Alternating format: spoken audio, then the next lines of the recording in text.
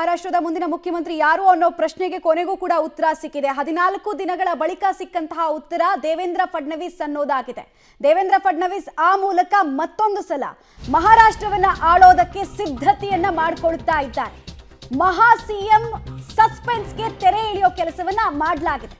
BJP core committee ಸಭೆಯಲ್ಲಿ ಫಡ್ನವೀಸ್ ಹೆಸರನ್ನ final ಮಾಡಲಾಗಿದೆ. ಅಂತೂ ಇಂತೂ ರಿಸಲ್ಟ್ ಬಂದು 14 ದಿನಗಳ ಬಳಿಕ ಸರ್ಕಾರ ರಚನೆಯ ಪ್ರಕ್ರಿಯೆ ಈ ಮೂಲಕ ಸಾಗುತ್ತೆ. ಕೆಲವೇ ಕ್ಷಣಗಳಲ್ಲಿ ರಾಜ್ಯಪಾಲರನ್ನ ಮಹಾಯುತಿ ಟೀಮ್ ಭೇಟಿಯಾಗಿ ಸರ್ಕಾರ ರಚನೆಗೆ ಹಕ್ಕೊತ್ತಾಯವನ್ನ ಮಂಡಿಸಲಿದೆ. ನಾಳೆ ಫಡ್ನವೀಸ್ ಅವರ ಪ್ರಮಾಣ ವಚನಕ್ಕೆ ವೇದಿಕೆ ಕೂಡ ಈಗಾಗಲೇ ಸಿದ್ಧ ಆಗ್ತಾ ಇದೆ. ದೇವೇಂದ್ರ ಫಡ್ನವೀಸ್ ಮಹಾರಾಷ್ಟ್ರದ ಇತಿಹಾಸದಲ್ಲಿ 5 ವರ್ಷ ಮಹಾರಾಷ್ಟ್ರವನ್ನ ಆಳದಂತಹ ಮುಖ್ಯಮಂತ್ರಿಗಳು ಇಬ್ರೆ. ಅದರಲ್ಲಿ ಒಬ್ರು ದೇವೇಂದ್ರ ಫಡ್ನವೀಸ್. ಈಗ ಮತ್ತೊಂದ್ಸಲ ಅವ್ರಿಗೆ ಅವಕಾಶ. ಈ ಮೂಲಕ 3ನೇ ಸಲ ಮಹಾರಾಷ್ಟ್ರದ ಮುಖ್ಯಮಂತ್ರಿಯಾಗಿ ಆಯ್ಕೆಗೊಳ್ತಾ ಇದ್ದಾರೆ.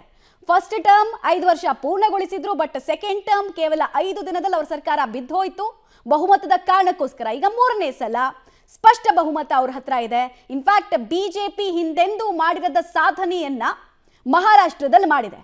ಅದರ ಕಂಪ್ಲೀಟ್ ಕ್ರೆಡಿಟ್ ದೇವೇಂದ್ರ ಫಡ್ನವೀಸ್ಗೆ ಸಲ್ಲಿಕೆ ಆಗಿತ್ತು. ಆದರೂ ಒಂದು ಸಸ್ಪೆನ್ಸ್ ಇತ್ತು. ಸರ್ಪ್ರೈಸ್ ಪ್ಯಾಕೇಜ್ ರೀತಿ ಏನಾದರೂ ಯಾರ್ದಾದ್ರೂ ಬೇರೆ ಹೆಸರನ್ನ ಘೋಷಣೆ ಮಾಡಿಬಿಡುತ್ತಾ ಬಿಜೆಪಿ ಹೈಕಮಾಂಡ್ ಅಂತ. ಯಾಕಂದ್ರೆ ಮಹಾಯುತಿಯಲ್ಲಿ ಇವರು ಮುಖ್ಯಮಂತ್ರಿ ಆಗಬೇಕು ಅಂತ ಬಯಸೋರು ಎಷ್ಟು ಜನ ಇದ್ರು ಅಷ್ಟೇ ಜನ ಆಗಬಾರ್ದು ಅಂತ ಬಯಸಿದವ್ರ ಸಂಖ್ಯೆ ಜಾಸ್ತಿ ಇದೆ. ಖಾತೆ ಹಂಚಿಕೆ ಬಗ್ಗೆ ಕೂಡ ಸಂಜೆ ಫೈನಲ್ ನಿರ್ಧಾರ ಆಗುತ್ತಂತೆ.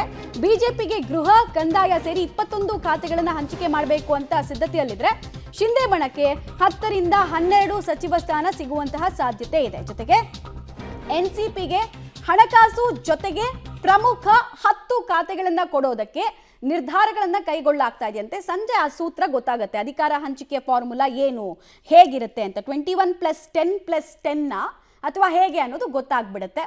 ಅಂತೂ ಇಂತೂ ಕ್ಲೈಮ್ಯಾಕ್ಸ್ ಏನು ಅನ್ನೋದು ಗೊತ್ತಾಗಿದೆ. ದೇವೇಂದ್ರ ಫಡ್ನವೀಸ್ ಬಣದವರು ಇದೇ ಕ್ಲೈಮ್ಯಾಕ್ಸ್ ಇರುತ್ತೆ ಅಂತ ಬಯಸಿದ್ರು.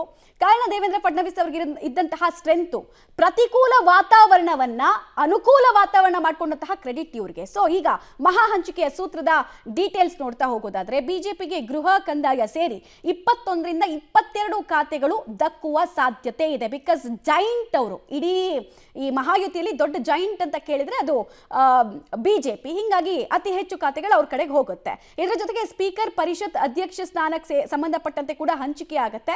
ಸಂಪುಟದಲ್ಲಿ 16 ಖಾತೆಯನ್ನ ಕೊಡುವಂತೆ ಶಿಂದೆಯ ಶಿವಸೇನೆ ಪಟ್ಟು ಹಿಡಿದಿದೆ. 16ಕ್ಕೆ ಇವರು ಸೆಟಲ್ ಡೌನ್ ಆಗ್ತಾರ ಬಿಜೆಪಿ ಅವರು, ಅಥವಾ ಇಲ್ಲೂ ಬಾರ್ಗೇನ್ ಆಗುತ್ತಾ, ಕೊಳ್ಳುವಿಕೆ ಇಲ್ಲೂ ಕೂಡ ಆಗುತ್ತಾ ಅನ್ನೋದು ಕುತೂಹಲ. ನಗರಾಭಿವೃದ್ಧಿ ಸೇರಿ 12 ಖಾತೆಗಳಷ್ಟೇ ಶಿವಸೇನೆಗೆ ಸಿಗುವಂತಹ ಸಾಧ್ಯತೆ ಇದೆ. ಕಾರಣ ಈ ಸಲ ಅವರು ಆರ್ಡರ್ ಮಾಡಿ ದಕ್ಕಿಸಿಕೊಳ್ಳುವ ಸ್ಥಾನದಲ್ಲಿ ಇಲ್ಲ. ವಿಧಾನ ಪರಿಷತ್ ಸಭಾಪತಿ ಸ್ಥಾನಕ್ಕೆ ಶಿವಸೇನೆ ಕೂಡ ಪೈಪೋಟಿಯನ್ನು ಕೊಡ್ತಾ ಇದೆ. ಬಿಕಾಸ್ ಡಿಸೈಡಿಂಗ್ ಫ್ಯಾಕ್ಟರ್ ಅದು. ಯಾವುದೇ ಸದನದಲ್ಲಾದರೂ ಕೂಡ ಸಭಾಪತಿ ಸ್ಥಾನ ತಮ್ಮದಾಗಬೇಕು ಅಂತ ಡಿಸೈಡಿಂಗ್ ಫ್ಯಾಕ್ಟರ್. ಬಟ್ ಹಂಗೆ ಒಪ್ಕೊಂಡ್ಬಿಡುತ್ತೆ ಈಸಿಯಾಗಿ. ಬಿಜೆಪಿ ಟ್ರ್ಯಾಕ್ ರೆಕಾರ್ಡ್ ನೋಡಿದ್ರೆ ಹಂಗೆ ಅನ್ಸಲ್ಲ. ಈಗಾಗಲೇ ಉಪಸಭಾಪತಿ ಸ್ಥಾನವನ್ನ ಶಿವಸೇನೆಯವರೇ ಅಲಂಕರಿಸಿದ್ದಾರೆ. ಹಿಂಗಾಗಿ ಸಭಾಪತಿನೂ ಅವ್ರಿಗೆ ಕೊಡ್ತಾರ. ಫಾರ್ಮುಲಾ ಪ್ರಕಾರ ಅದು ಪರ್ಮ್ಯುಟೇಷನ್ ಕಾಂಬಿನೇಷನ್ ಸರಿಯಾಗಲ್ಲ ಅನ್ನೋದು ಲೆಕ್ಕಾಚಾರ. ಬಟ್ ನೋಡೋಣ. ಎನ್ಸಿಪಿಗೆ ಹಣಕಾಸು ಡೆಪ್ಯೂಟಿ ಸ್ಪೀಕರ್ ಸ್ಥಾನವನ್ನು ಕೊಡೋದು ನಿಶ್ಚಿತ. ಒಂದು ಮಾತಿದೆ, ಅಜಿತ್ ಪವಾರ್ ಅವರು ಪರ್ಮನೆಂಟ್ ಮಹಾರಾಷ್ಟ್ರದ DCM ಅಂತ. ಡೀಟೇಲ್ಸ್ ಕೊಡ್ತಾರೆ ಶಬೀರ್. ಅಂತೂ ಇಂತೂ ಮಹಾರಾಷ್ಟ್ರದ ಗೇಮ್ ಆಫ್ ಥ್ರೋನ್ಸ್ಗೆ ಯಾರು ಅಧಿಕಾರಿ ಅನ್ನೋದು ಗೊತ್ತಾಗ್ತಾ ಇದೆ. ದೇವೇಂದ್ರ ಫಡ್ನವೀಸ್ ಅನ್ನೋದು ಗೊತ್ತಾಗ್ತಾ ಇದೆ. ಸೊ ದೇವೇಂದ್ರ ಫಡ್ನವೀಸ್ ಅವ್ರ ಜೊತೆಗೆ ನಾಳೆ ಯಾರ್ಯಾರು ಪ್ರಮಾಣ ವಚನವನ್ನ ಸ್ವೀಕರಿಸ್ತಾರೆ ಮತ್ತು ಮಹಾಯುತಿಯ ಈ ಸರ್ಕಾರದ ಸ್ವರೂಪ ಹೇಗಿರುತ್ತೆ ಅನ್ನೋದು ಕುತೂಹಲ. ಅದಕ್ಕೆ ಸಂಬಂಧಪಟ್ಟಂತಹ ಡೀಟೇಲ್ಸ್ ಏನೇನು ಸಿಗ್ತಾ ಇದೆ? ಮಹಾರಾಷ್ಟ್ರದಲ್ಲಿ ಬಿಜೆಪಿ ನೇತೃತ್ವದ ಮಹಾಯುತಿ ಒಕ್ಕೂಟ ಅಧಿಕಾರಕ್ಕೆ ಬಂದ ಬಳಿಕ ಯಾರು ಮುಖ್ಯಮಂತ್ರಿ ಆಗ್ತಾರೆ ಅನ್ನುವಂಥದ್ದು ಸಾಕಷ್ಟು ಕುತೂಹಲ ಇತ್ತು. ಯಾಕಂದ್ರೆ 3 ಪ್ರಭಾವಿ ನಾಯಕರು ಇಲ್ಲಿದ್ರು. ದೇವೇಂದ್ರ ಫಡ್ನವೀಸ್, ಏಕನಾಥ್ ಶಿಂದೆ ಮತ್ತೆ ಅಜಿತ್ ಪವಾರ್. ಮೂವರು ಕೂಡ CM ಆಗಬೇಕು ಅನ್ನುವಂಥ ಲೆಕ್ಕಾಚಾರದಲ್ಲಿ ಸಾಕಷ್ಟು ಪೈಪೋಟಿಯನ್ನು ಕೊಟ್ಟಿದ್ರು. ಹೀಗಾಗಿ ಅಂತಿಮವಾಗಿ ಯಾರನ್ನ CM ಮಾಡಬೇಕು ಅನ್ನುವಂಥ ನಿಟ್ಟಿನಲ್ಲಿ ಬಿಜೆಪಿ ಹೈಕಮಾಂಡ್ಗೂ ಕೂಡ ಸಾಕಷ್ಟು ತಲೆನೋವಾಗಿತ್ತು. ಜೊತೆಗೆ ಫಡ್ನವೀಸ್ ಅವರನ್ನ CM ಮಾಡೋದಾದ್ರೆ ಉಳಿದ 2 ನಾಯಕರು ಏಕನಾಥ್ ಶಿಂದೆ ಮತ್ತೆ ಅಜಿತ್ ಪವಾರ್ ಅವರನ್ನ ವಿಶ್ವಾಸಕ್ಕೆ ತೆಗೆದುಕೊಳ್ಬೇಕು ಅನಿವಾರ್ಯತೆ ಇತ್ತು. ಏಕನಾಥ್ ಶಿಂದೆ ಅವರು ಮತ್ತೊಮ್ಮೆ ಮುಖ್ಯಮಂತ್ರಿ ಆಗಲೇಬೇಕು ಅನ್ನುವಂಥ ನಿಟ್ಟಿನಲ್ಲಿ ಸಾಕಷ್ಟು ಪ್ರಯತ್ನಗಳನ್ನು ಕೂಡ ಮಾಡಿದ್ರು. ಬಿಜೆಪಿ ವರಿಷ್ಠರ ಜೊತೆಗೂ ಕೂಡ ಮಾತುಕತೆಯನ್ನು ನಡೆಸಿದ್ರು. ಆದಾಗ್ಯೂ ಕೂಡ ಮಹಾರಾಷ್ಟ್ರದ ಫಲಿತಾಂಶದಲ್ಲಿ ಅತಿ ಹೆಚ್ಚು ಸ್ಥಾನಗಳು ಬಿಜೆಪಿ ಗೆದ್ದಿದ್ದಂತ ಹಿನ್ನೆಲೆಯಲ್ಲಿ ಬಿಜೆಪಿ ಕೂಡ CM ಸ್ಥಾನದ ಮೇಲೆ ಕಣ್ಣಿಟ್ಟಿತ್ತು. ಈ ಬಾರಿ ಯಾವುದೇ ಕಾರಣಕ್ಕೂ ಕೂಡ ಅದು ಬಿಟ್ಟು ಕೊಡುವಂತ ಸನ್ನಿವೇಶದಲ್ಲೂ ಕೂಡ ಇರಲಿಲ್ಲ. ಹೀಗಾಗಿ ಏಕನಾಥ್ ಶಿಂದೆ ಅವರನ್ನ ಮನವೊಲಿಸುವಂತ ಕೆಲಸದಲ್ಲಿ ಅಂತಿಮವಾಗಿ ಬಿಜೆಪಿ ಸಕ್ಸಸ್ ಆಗಿರುವಂತದ್ದು. ಹೀಗಾಗಿ ದೇವೇಂದ್ರ ಫಡ್ನವೀಸ್ ಅವರು ಮುಂದಿನ ಮುಖ್ಯಮಂತ್ರಿಯಾಗಿ ಆಯ್ಕೆ ಆಗಲಿದ್ದಾರೆ. ನಾಳೆ ನಾಳೆ ಅವರು ಪ್ರಮಾಣ ವಚನವನ್ನು ಕೂಡ ಸ್ವೀಕಾರ ಮಾಡ್ತಾರೆ ಅನ್ನುವಂಥ ಮಾಹಿತಿಗಳೀಗ ಸದ್ಯಕ್ಕೆ ಲಭ್ಯ ಆಗ್ತಾ ಇರುವಂಥದ್ದು. ಇವತ್ತು ಬಿಜೆಪಿಯ ಶಾಸಕಾಂಗ ಪಕ್ಷದ ಸಭೆ ಕೂಡ ನಡೆದಿತ್ತು. ಈ ಸಭೆಯಲ್ಲೂ ಕೂಡ ದೇವೇಂದ್ರ ಫಡ್ನವೀಸ್ ಅವರನ್ನ ಈಗ ನಾಯಕರನ್ನಾಗಿ ಆಯ್ಕೆ ಕೂಡ ಮಾಡಲಾಗಿದೆ. ಹೀಗಾಗಿ ಅವರು ನಾಳೆ ಸಿಎಂ ಆಗಿ ಪ್ರಮಾಣ ವಚನ ಸ್ವೀಕರಿಸುವಂಥದ್ದು ಬಹುತೇಕ ಖಚಿತ ಆಗಿದೆ.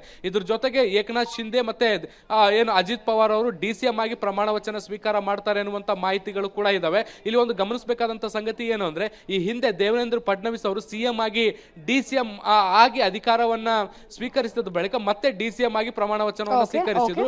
ಅದೇ ಮಾದರಿಯಲ್ಲಿ ಈಗ ಏಕನಾಥ್ ಶಿಂದೆ ಅವರು ಸಿಎಂ ಆದ ಬಳಿಕ ಮತ್ತೆ ಡಿ.ಸಿ.ಎಂ ಆಗಿ ಅಧಿಕಾರವನ್ನ ಸ್ವೀಕರಿಸಲಿದ್ದಾರೆ. ಇದ್ರ ಜೊತೆಗೆ ಒಂದಿಷ್ಟು ಸಚಿವ ಸ್ಥಾನವನ್ನ ಹಂಚಿಕೊಳ್ಳುವಂತ ನಿಟ್ಟಿನಲ್ಲಿ ಮಾತುಕತೆಗಳು ನಡೆದಿದ್ದಾವೆ. ಬಹುತೇಕ ಇವತ್ತು ಸಂಜೆ ಅಷ್ಟೊತ್ತಿಗೆ ಈಗೇನು ನಾವು ಸೂತ್ರವನ್ನ ತೋರಿಸಿದ್ವಿ ಅದು ಬಹುತೇಕ ಖಚಿತ ಆಗುವಂತ ಸಾಧ್ಯತೆಗಳನ್ನು ಕೂಡ ನಾವು ನಿರೀಕ್ಷೆ ಮಾಡಬಹುದು. ಮಮತಾ, ಓಕೆ ಶಬೀರ್, ಹಾಗೆ ಸಂಪರ್ಕದಲ್ಲಿರಿ, ವಾಪಸ್ ಬರ್ತೀನಿ. ದೇವೇಂದ್ರ ಫಡ್ನವೀಸ್ ಜೊತೆಗೆ ಮಹಾರಾಷ್ಟ್ರದ ಸಿಎಂ ಯಾರಾಗ್ತಾರೆ ಅನ್ನೋ ಪ್ರಶ್ನೆ ಇಡೀ ದೇಶದಲ್ಲಿ ಯಾಕಿತ್ತು ಅಂದ್ರೆ, ಈ ಮುಂಬೈ ಇದೆಯಲ್ಲ, ಈ ಮಹಾರಾಷ್ಟ್ರ ಇದೆಯಲ್ಲ, 47 ಲಕ್ಷ ಕೋಟಿ ಆರ್ಥಿಕತೆ ಇರುವಂತಹ ರಾಜ್ಯ.